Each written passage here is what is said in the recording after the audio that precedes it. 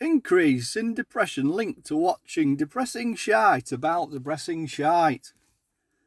One man's social study, Tony Crease, really got going this week when he tested negative for mental health.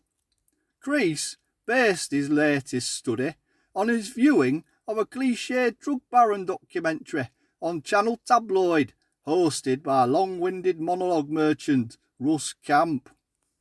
I watched, mesmerised, as Russ Camp drove his Range Rover through a forest at midnight for a secret rendezvous with Carl Badman, head of one of the world's biggest drug cartels, selling drugs all over the world to people who somehow seem to think they need them, Chris began. As Russ sat in the darkness and waited, as he'd been instructed, my heart rate hit 90% of its max. Then some headlights flashed and it hit 97%.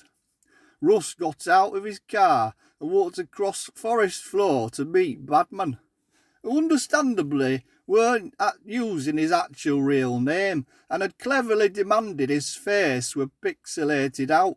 I told myself this was so Badman could conceal his identity from the police, a fact which Russ then got Badman to confirm, and I gave myself an actual pat on the back.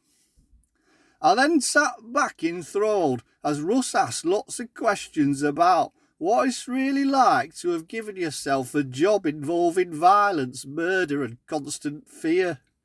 After 4 minutes I felt shit, to be honest. However much money Badman says he has, he'll never probably be able to enjoy it.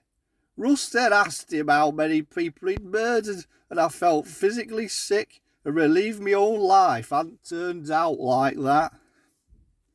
I watched till end and afterwards couldn't stop myself asking why Russ Camp had bothered.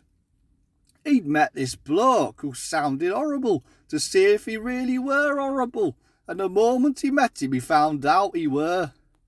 I had to stay up watching CBeebies till 5 in the morning so I could test positive again for mental health. Catch Russ Camp next week when he interviews some bloke in prison who's done things too horrible to write about, to discover if there's anything worthwhile we can learn, apart from some people are just fucking mental.